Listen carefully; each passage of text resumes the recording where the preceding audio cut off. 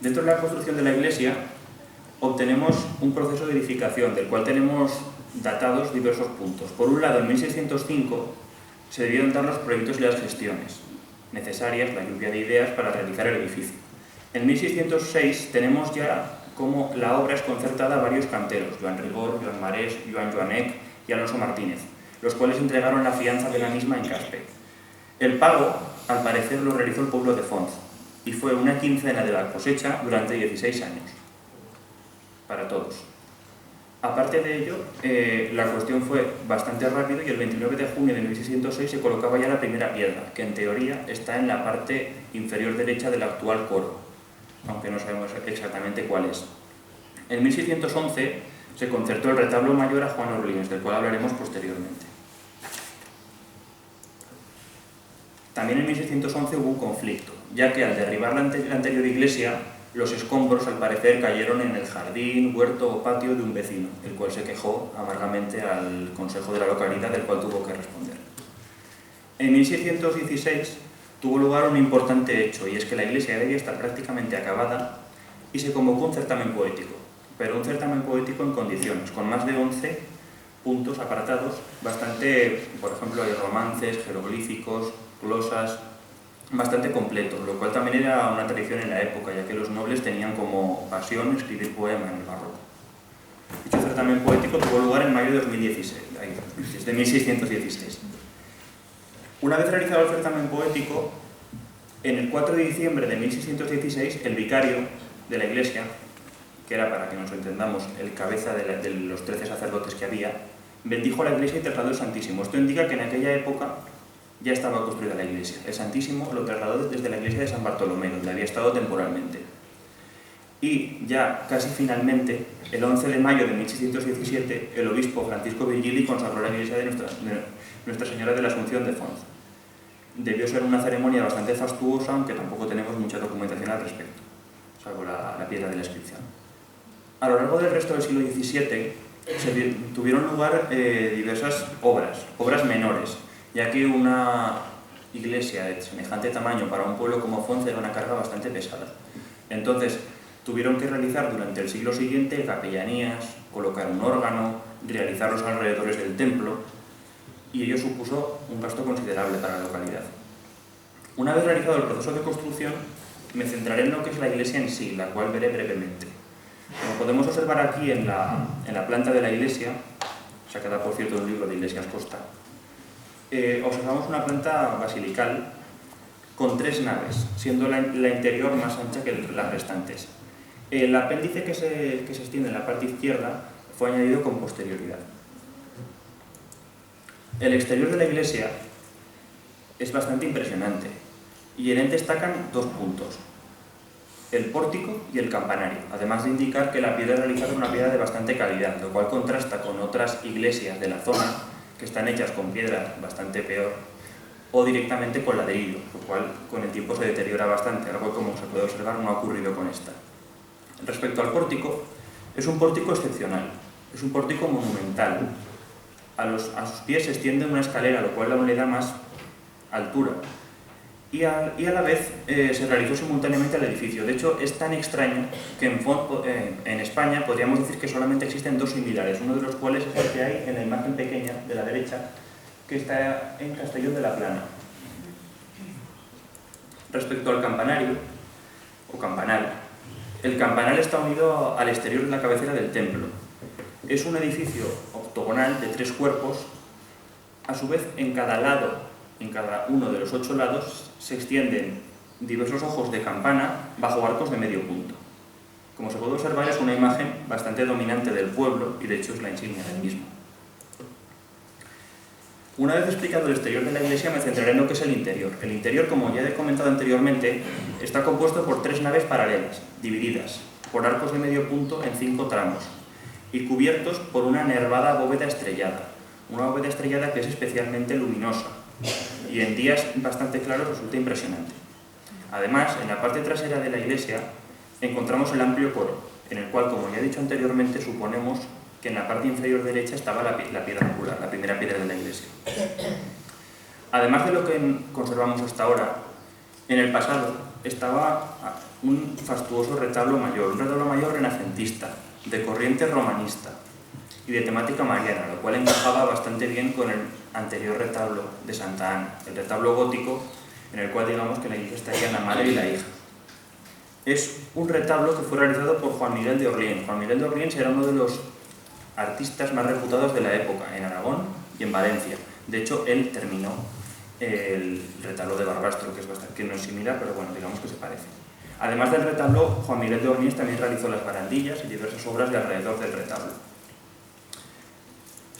Ya para finalizar, el nuevo edificio terminó siendo el símbolo de la localidad y de un aumento de estatus debido a su crecimiento demográfico y su creciente vinculación con el obispado de Lérida. Y ya sin más, doy paso a mi compañero Jorge Alquézar y Marcos, que tratarán la vida y uso de la nueva iglesia en los siglos venideros.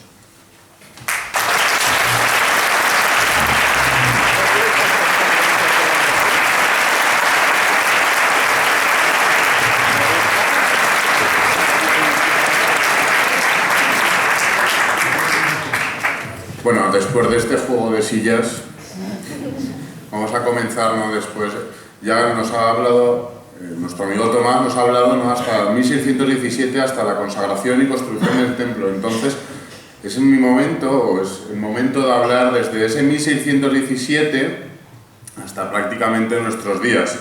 Entonces me gustaría empezar con esta imagen, ¿no? que nos ha hecho el fotógrafo Andrés Solana, al que queríamos agradecer, aunque hoy no pueda estar presente.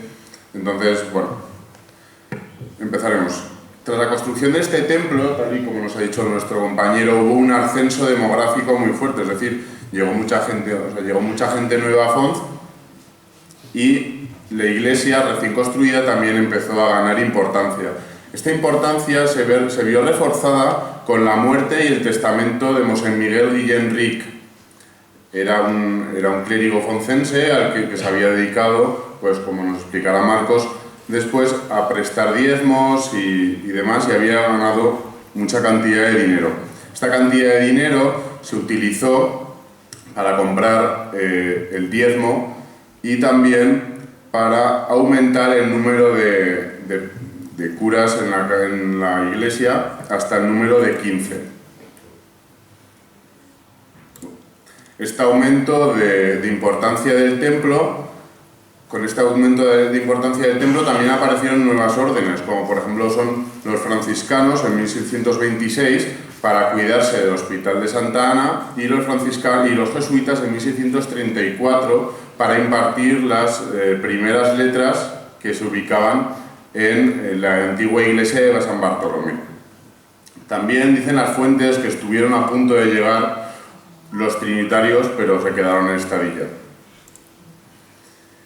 Se da en esta situación de auge económico y social cuando empiece o comience la guerra del Segadors en Cataluña, esta sublevación de algunas partes de la población catalana, y recordando que el obispado estaba situado en Lérida, pues los obispos, o el obispo de ese momento, que es el que encontramos a nuestra mano izquierda, don Pedro de Santiago, pues escapó de las batallas y eligió Font para albergarse y desde aquí dirigir su templo. Es decir, no estaba de vacaciones como normalmente creemos, sino que estaba escapando de las batallas que se daban en la frontera catalana. Este obispo tuvo mucha importancia en la población de Font, ya que, como vemos en las fuentes, es decir, llegó en 1648 y murió en 1650, pero en su muerte o en su testamento vemos como dejó muchos bienes al pueblo de Font, algunas esculturas, y 40 años después la iglesia de Font y el pueblo de Font verá como otro obispo morirá aquí. Este sí que estaba pasando un periodo de descanso, que será el fortanetino Miguel Jerónimo de Molina. Algo característico o algo curioso de estos dos obispos es que el pueblo foncense, es decir, dos obispos que mueren en una localidad, pues ahí la gente de tanto Fortanete como de Lérida querían sus cuerpos, no querían enterrarlos en sus iglesias para que estas iglesias tuvieran más importancia y claramente que no se la llevara a la de Font. Pero los foncenses y las foncenses de esa época se negaron rotundamente a entregar esos cuerpos, por lo que según las fuentes, hoy en día Miguel Jerónimo de Molina y Pedro de Santiago siguen enterrados debajo del templo actual, unidos cabeza con cabeza. Entramos ya en el siglo XVIII. Este siglo XVIII está marcado por el cambio de dinastía a nivel nacional. Pasamos de los Habsburgo a los Borbones, pero en Fonz el que seguía eligiendo al alcalde y al vicario, es decir, la persona más importante de todos los curas del pueblo, era el obispo de Lérida. También vemos cómo todos los curas, es decir, el vicario elegido por el obispo era de otra localidad, normalmente de Lérida, pero los demás curas del pueblo eran de la localidad, de las grandes familias, de esos segundos hijos que no podían heredar y eran metidos en la iglesia.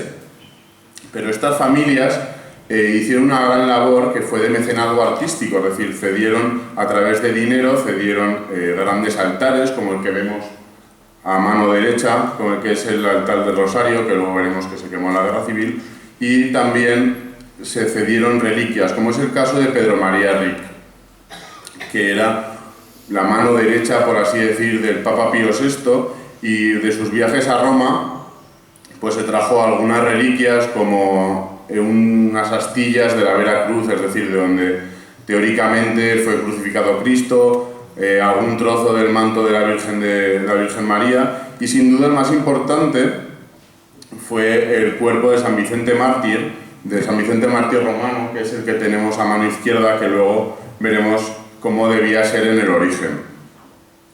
Al igual que nos ha enseñado nuestro compañero Tomás, existían más iglesias como la de Padellas, Arias o Crespán. Durante esta época también se añadieron muchas capillas particulares.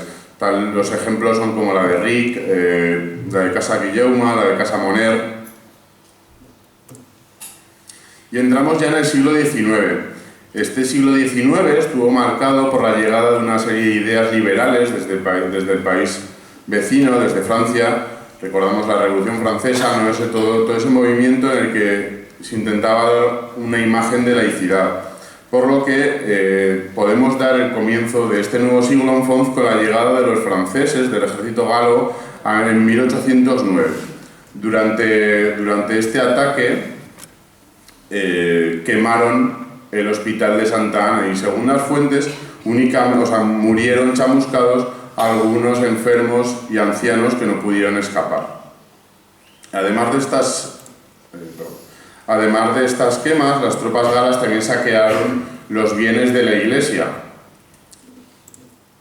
Y este sería como debía estar el cuerpo de San Vicente Romano Mártir, que curiosamente hemos encontrado varios San Vicente Romano Mártires a lo largo de la geografía española, y este es uno que está en Granada, en una localidad que se llama La Malaja. Entonces, bueno, creemos que igual había una multiplicación de santos.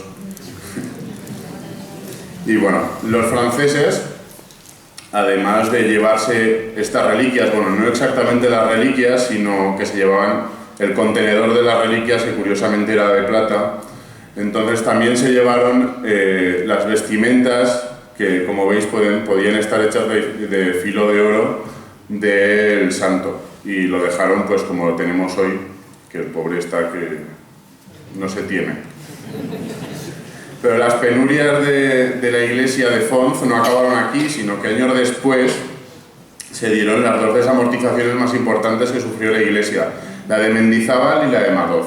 Esto nos lo explicará más bien el compañero Marcos, pero a la iglesia de Fonz le afectó muy negativamente, ya que redujo de los 20 curas o de los 20 capellanes que teníamos durante el siglo XVIII, los redujo hasta 8 en el siglo XIX, y luego ya tenemos a don Antonio, que pervive un poco contra viento y marea. Y ya para finalizar, el siglo XX no comenzará con mucho mejor pie, ya que se dará la última gran guerra que ha sufrido este país, que es la Guerra Civil. Entonces, entre el 20 y el 21 de septiembre de 1936, 2 meses después del inicio del golpe de Estado, se ardió en la plaza una gran cantidad de obras de arte que albergaba la iglesia. Esta imagen que estamos viendo no es de Fonz, sino que es una imagen alegórica de cómo se amontonaron todas esas obras de arte y también ardieron la ermita de San José y las demás ermitas. Esto no tenemos que entenderlo como el típico discurso de vencedores o vencidos, no una España partida en dos, sino que tenemos que entenderlo como una situación de guerra en la que el contrario quería destruir los signos del otro contrario, claramente. Es decir, como si nosotros ahora comenzamos una guerra contra los de Estadilla y les destrozamos el Portal del Sol, no porque no nos guste, sino porque es su signo de identidad.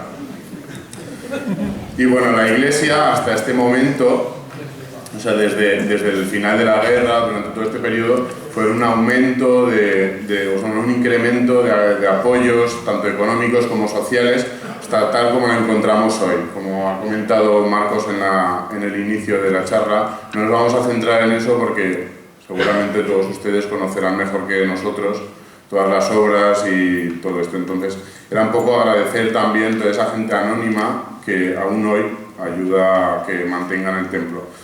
A continuación, mi compañero Marcos va a proseguir.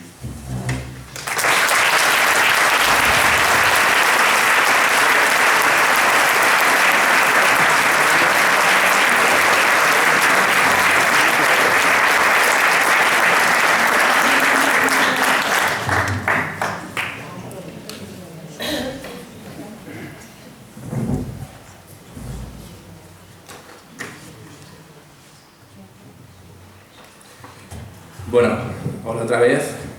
¿Sí me escucha, no? Sí.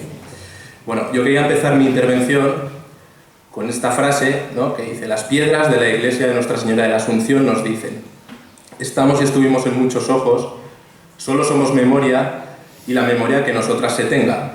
Bueno, esta frase no es mía, sino que cuando nos enviaron un correo electrónico desde el ayuntamiento explicando, bueno, un folleto informativo que hicieron con información de la iglesia de Fonz, en el correo aparecía esta frase y yo al leerla pensé,